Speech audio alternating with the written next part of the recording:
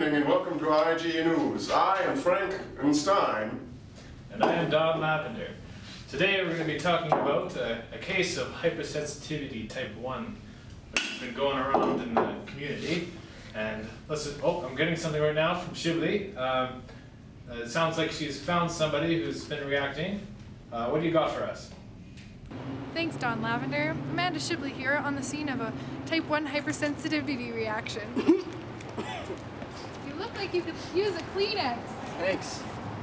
Yeah, I'm feeling kind of out of it. I'm noticing some lacrimation and mucus production, nasal discharge, and sneezing. Your mucous membranes might be swelling, leading to airway obstruction. And I'm noticing a little bit of pruritus. Is that itchy skin? Yeah, it's awful. These symptoms are characteristic of allergic rhinitis. Oh, shoot. Do you know what you're allergic to? No. I just went and had an allergy test done at the doctor's office a little while ago, and I'm still waiting for the findings. I had, it's called a RAS test, and it's a blood test, as opposed to the traditional other methods of allergy testing. I guess they take a sample of my blood and then they compare it against some different antigens, like some food allergy stuff, like pollen. You know, they basically test against that and check the sensitivity, and they check for IgE antibody production, I believe. Why did you choose this over a traditional skin test? I just didn't want to get poked. Didn't want it. That seems reasonable. Do you have any idea of what you're allergic to? Hi, puppy. Hi, puppy. Hi, puppy, puppy, puppy. Hey. Hi, did you miss me? I never met you. You're a lovely doggy. Yes, you are. Oh, puppy. Oh, I love dogs. Love them. I love you so much.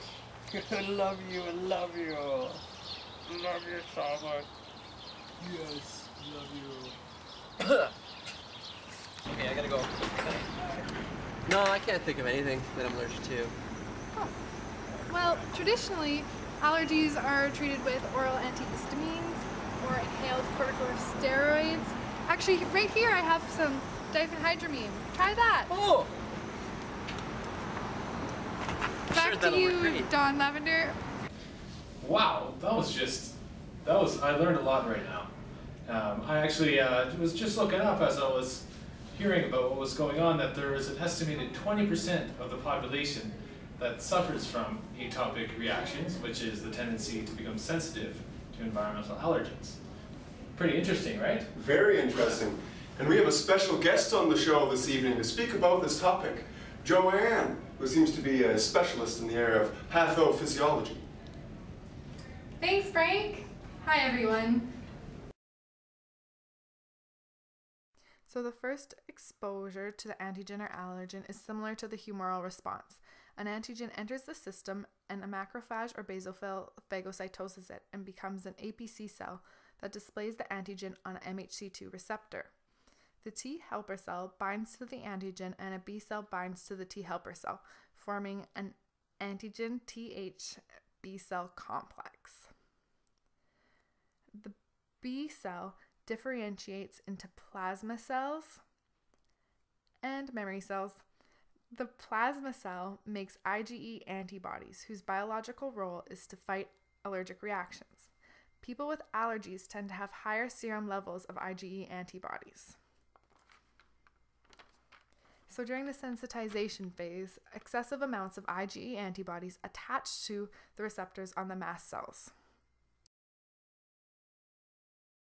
For the second exposure to an allergen, antigens enter the system and attach to IgE antibodies, causing the mast cell to degranulate and release preformed mediators, cytokines, and membrane phospholipids. The preformed mediators include histamine, which causes vasodilation. They cause endothelial cell retraction, which increases CMP, and as well as bronchoconstriction.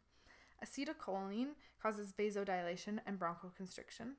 Chemotactic mediators cause chemotaxis, and kinins, upon activation, will cause vasodilation and smooth muscle contraction. The cytokines, which are interleukin 4, 5, and 13, stimulate B cells to produce IgE antibodies, act as growth factors for mast cells and recruit other inflammatory cells, which are mainly leukocytes. The membrane phospholipids release arachidonic acid, which through the cyclo and lipooxygenase pathways produce prostaglandins and leukotrienes, which result in bronchoconstriction, vasodilation, increased CMP, pain, as well as neutrophil aggregation. The primary phase of a hypersensitivity type 1 reaction occurs within 5 to 30 minutes and lasts for up to 60 minutes. This includes vasodilation and vascular leakage, which increase access to the site, and smooth muscle contraction. The secondary phase occurs 2 to 8 hours later and can last for several days. This causes mucosal edema, mucus secretion, leukocyte infiltration, epithelial damage, and most importantly, bronchospasm. The signs and symptoms of a hypersensitivity type 1 reaction are on a spectrum from local to systemic reactions, or atopic to anaphylactic. Back on the scene with this guy to see if his symptoms have resolved. How do you feel? So good. I feel great. Fantastic. For participating in our show, I wanted to reward you with some Reese's Pieces. No way. I like the concept of these. You want to share it with me? I'd love to. Let's have this. Thanks. Yay, this is so exciting. I love candy. Oh, yay. Have one. Thanks. Thank you.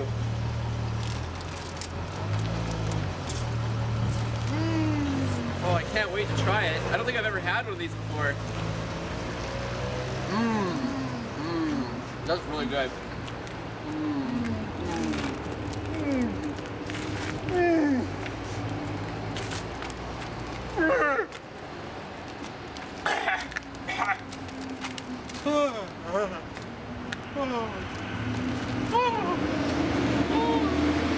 I think this man may be experiencing an anaphylactic reaction to peanuts.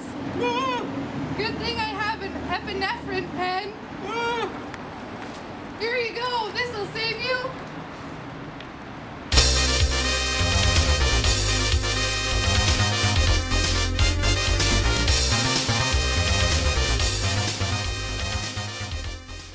And the mast cell degranulates.